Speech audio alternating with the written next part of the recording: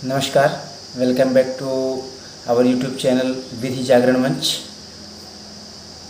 where we are continuously discussing about the arrest, and today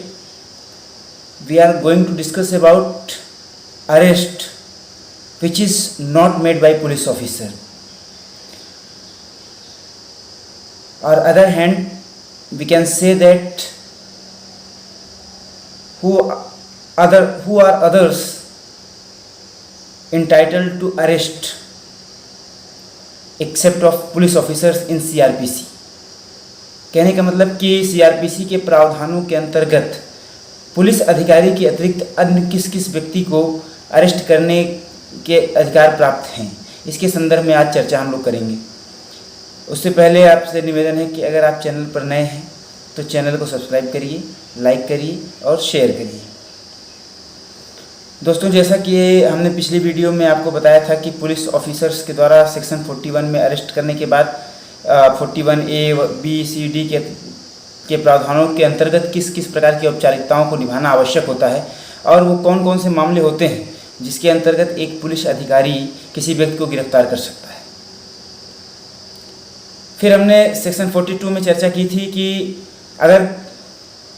कोई व्यक्ति non cognizable offence करता है लेकिन ऐसा करने के बाद वह अपना नाम और पता बताने से इनकार करता है और पुलिस अधिकारी के शांतिपूर्ण जांच में व्यवधान डालता है, तो ऐसा करने पर भी उसे अरेस्ट किया जा सकता है अगर पुलिस ऑफिसर्स को ऐसी शंका हो कि वह जब आवश्यकता हो तो कोर्ट में मजिस्ट्रेट के समक्ष उपस्थित नहीं होगा। लेकिन आज हम बात करते हैं कि पुलिस अधिकारी के अतिरिक्त CRPC के सेक्शंस में किस किस को किसी भी व्यक्ति को अरेस्ट करने की पावर दी गई है। तो सबसे पहले बात कर लेते हैं सेक्शन 43 की, जो एम्पावर्ड करता है एक प्राइवेट पर्सन को किसी भी व्यक्ति को गिरफ्तार करने के लिए। तो आइए देखते हैं कि कब एक प्राइवेट पर्सन किसी एक्यूज्ड व्यक्ति को गिरफ्तार कर सकता है। तो सेक्शन 43 के प्रावधान यही कहते हैं कि अगर कोई व्यक्ति किसी दूसरे व्यक्ति की उपस्थिति में या ऐसा कोई व्यक्ति जिसकी उपस्थिति में कोई व्यक्ति कोई नॉन कॉग्निजेबल ऑफेंस करता है। अब नॉन कॉग्निजेबल ऑफेंस और कॉग्निजेबल ऑफेंस क्या होते हैं, इसके संदर्भ में हम लोगों ने पिछली वीडियो में चर्चाएं की हैं।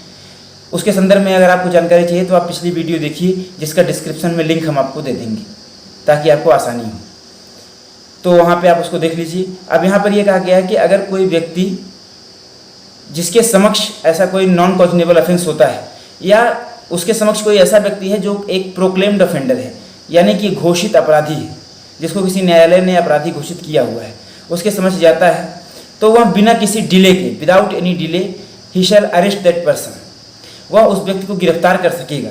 बिना किसी की आज्ञा के। अगर उसको ऐसा ज्ञात रहे कि यह व्यक्ति एक नॉन कॉग्निजेबल ऑफेंस किया है या प्रोक्लेम्ड ऑफेंडर है, तो वह ऐसे व्यक्ति को तत्काल प्रभाव से गिरफ्तार करेगा और गिरफ्तार करने के बाद वह उस व्यक्ति को, अगर वहाँ पर कोई पुलिस अधिकारी उपलब्ध है तो उस पुलिस अधिकारी को सौंपेगा, नहीं तो फिर नज़दीकी पुलिस स्टेशन में ले जाकर के उसको कस्टडी में दे देगा। दूसरी बात उसमें ये कही गई है कि पुलिस कस्टडी जैसे लेगी, पुलिस थाने में ले जाएगा, और अगर पुलिस को लगता है कि इसने जो किया है उसके अपराध या इस व्यक्ति की गिरफ्तारी का जो मानक है वो सेक्शन 41 के मानकों के अंतर्गत आता है, तो सेक्शन 41 की औपचारिकताओं को पूर्ण करने के लिए सेक्शन 41 के अंतर्गत पुलिस थाने में उसे पुलिस दोबारा गिरफ्तार करेगी उन सभी मानकों को पूरा करते हुए जो 41 में दिए गए हैं। और साथ ही साथ वह प्राइवेट पर्सन तब भी किसी व्यक्ति को गिरफ्तार कर सकता है अगर वह कोई नॉन कॉग्निजेबल ऑफेंस करता है। अगर वह कोई नॉन कॉग्निजेबल ऑफेंस करता है और ऐसा करने के बाद वह अपना नाम और पता सही नहीं बताता है, या उस व्यक्ति को ऐसा विश्वास हो जाता है कि अपना नाम और पता सही नहीं बता रहा है और यह भविष्य में कोर्ट में प्रस्तुत होने से बचना चाहता है या उसको अपनी गिरफ्तारी को हटाना चाहता है, उससे बचना चाहता है, अगर ऐसी कंडीशन वो उत्पन्न कर रहा है तो ऐसी स्थिति में भी प्राइवेट व्यक्ति उसे गिरफ्तार कर लेगा। लेकिन उसमें यह कहा गया है कि अगर फिर जैसे ही उसको गिरफ्तार करेगा तो जो सेक्शन 42 है उसकी जो औपचारिकताएं हैं अगर वो पूरी हो, अगर उसके अनुक्रम में है तो ठीक है, और अगर ऐसा निश्चित हो जाता है कि जिस व्यक्ति को गिरफ्तार किया गया है उसने ऐसा कोई अपराध नहीं किया है या वो किसी अपराध में संलिप्त नहीं है, तो ऐसे व्यक्ति को तत्काल प्रभाव से छोड़ दिया जाएगा। और ये तो हो गया सेक्शन 43 में अरेस्ट बाय प्राइवेट पर्सन और उसका प्रोसीजर। सेक्शन 44 प्रावधान करता है अरेस्ट बाय मजिस्ट्रेट। अब अरेस्ट बाय मजिस्ट्रेट कब होगा? अगर किसी जुडिशियल या एग्जीक्यूटिव मजिस्ट्रेट की उपस्थिति में कोई व्यक्ति नॉन कॉग्निजेबल ऑफेंस करता है तो ऐसी स्थिति में वह मजिस्ट्रेट स्वयं के द्वारा या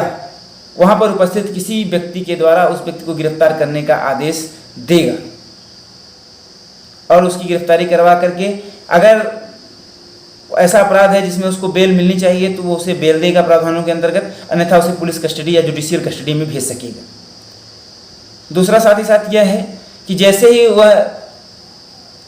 मजिस्ट्रेट उस व्यक्ति को, जिस व्यक्ति को उसने गिरफ्तार करने के लिए आदेश दिया है और जिसको गिरफ्तार करने का आदेश दिया है, जैसे ही वह अपने जिस जुरिस्डिक्शन में है, और यह ध्यान रखना है कि जो मजिस्ट्रेट है उसका जो लोकल जुरिस्डिक्शन है, मतलब जो उसका न्यायाधिकार क्षेत्र है जिसके लिए वह सशक्त किया गया है जुडिशियल वर्क करने के लिए, जुडिशियल फंक्शन करने के लिए, उसे उस परिक्षेत्र में ही ऐसा करने की अनुमति प्राप्त है। और फिर वह उसके नाम से एक वारंट इशू करेगा जिसमें अरेस्ट करने वाले व्यक्ति का नाम, उस व्यक्ति का नाम लिखा जाएगा जिससे उसने अरेस्ट करवाया है, और यह औपचारिकता पूरी करनी होगी। तो यह दो प्रकार के अरेस्ट ऐसे सीआरपीसी में हैं जो पुलिस ऑफिसर्स के अतिरिक्त अरेस्ट की श्रेणी में आते हैं। मतलब पुलिस ऑफिसर्स के अलावा ये दो और भी हैं जिनके द्वारा गिरफ्तारी सीआरपीसी के प्रावधानों के अंतर्गत की जाती है। तो यह बात आपको जानकारी होनी चाहिए। आगे फिर अन्य वीडियो में मिलेंगे अन्य जानकारी के साथ, तब तक के लिए हमें विदा कीजिए। नमस्कार।